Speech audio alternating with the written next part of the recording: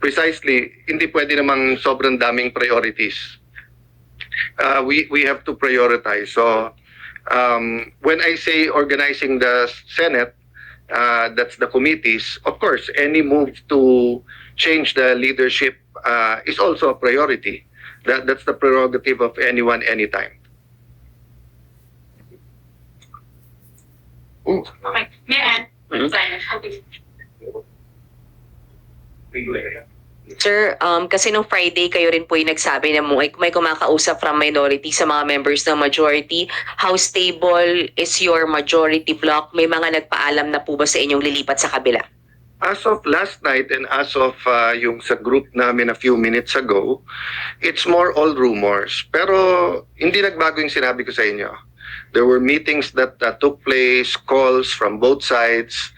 May enticement, may pananakot. To be fair, it's not all wheeling and dealing. May appeal to the country, appeal to ganito, ganyan, etc. So, but as I said dun sa ating bishops at pastors who prayed for the nation today dito sa Senate, yung attack on the Senate started naman in 2023, di ba? Nung gusto nilang i-abolish ang Senate. And I really believe that the events in the last few months was also intentional na ma-weaken ang Senate because bubuhayin yung constitutional change, except this time around, regional Senate ang gusto nila. But to do that, siguro, part of the enticement is that may term extension and then yun nga, regional Senate.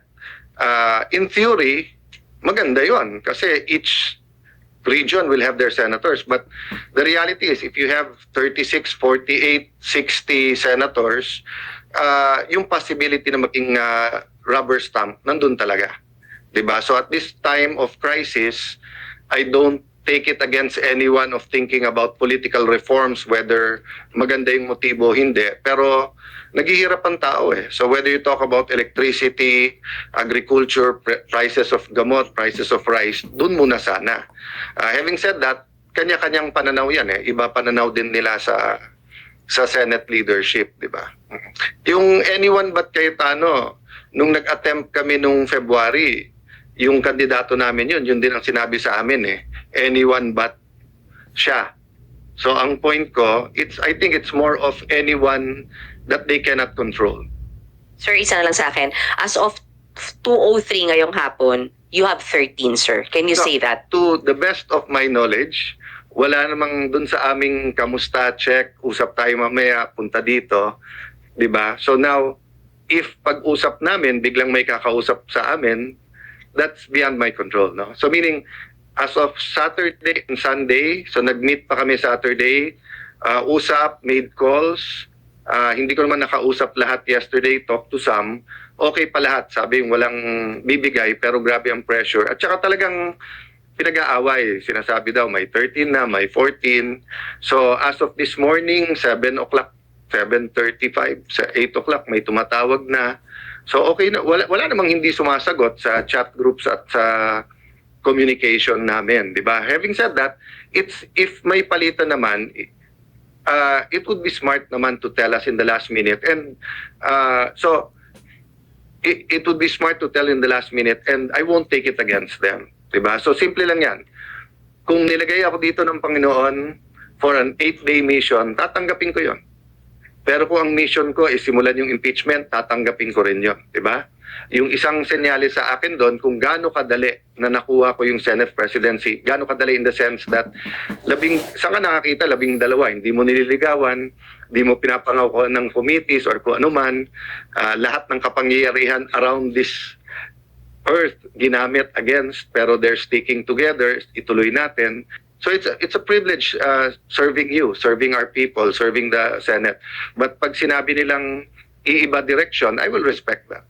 And sir, sorry to ask, if you will be the shortest serving SP, sir? It's not how long your life is, it's how meaningful it is.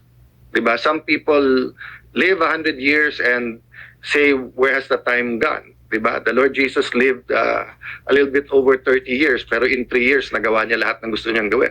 Of course, I'm human. I think I can do much more if it's 8 months rather than 8 days, but that's not in my control. News Watch. Hi, sir. Sir, your reaction lang po, merong mga calls for your resignation after what happened. Binatis po yung pag-alis ni Senator Bato, the shooting incident, and si Director Matibag also said you should be held accountable. Your reaction to all these? Okay. Naman ako SP, pinagre-resign na ako eh. Kung buhay ko naman, ganun eh, di ba? So, certain people are called for the job. So, even before I took office as Senate President, tinanong ko sa 12, bakit ako? And may reason kung bakit ako. Maybe because I was there during the time of crisis. Remember, nung pandemic, nag-break ang Senate, di ba? Ang House, mas marami kami. Gusto nila mag-break kami. Sabi ko, hindi pwede.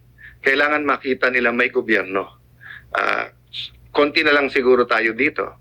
I don't blame naman yung mga nagsuggest sa akin Wednesday night na wala daw pasok the next day, Thursday, at i-cancel lahat. Sabi ko, hindi pwede.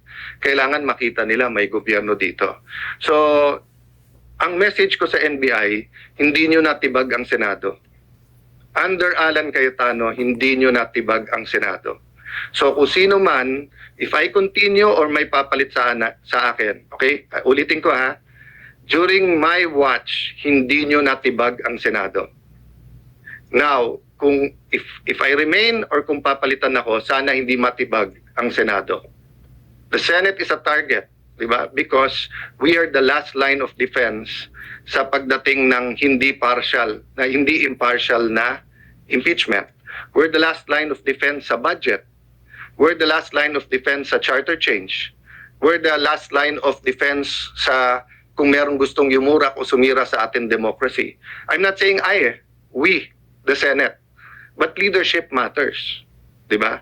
So, dun sa nagsasabing take responsibility, kayo pumasok dito, kayo na maril eh. Tapos kami pagre-resignin nyo. Kayo mag-resign. Diba? Pati yung mga ibang nagsasabing take responsibility for the shooting. I take responsibility for my reaction. Diba? So, kung mamato ako dito, batuhin nyo ako pabalik, kayo magre-resign. Ako na mato eh. The one who takes, you take responsibility for your action. So I will take responsibility for my reaction, how I handled everything. But I cannot take responsibility for them shooting at us. Confirmed na, may gunpowder yung hinuli. Sa loob ng Senado hinuli yun ha. Until this time, may nagsasabi ng Pangulo na ang NBI daw nasa GSIS, wala daw dito sa loob at hindi daw nagpaputok. So makikita mo there's a lying all over going around. If they can lie with that simple thing, 'di ba? So sabi ko nga sa grupo namin, guys, hindi pwedeng maging general rule yung ginawa ng NBI. Tinetesting nila yung Senado. Unfortunately, dati maraming nag-invoke dun sa spirit ni Salonga, Recto, Tanyada, Osmeña, Rojas, yung ating mga greats, di ba?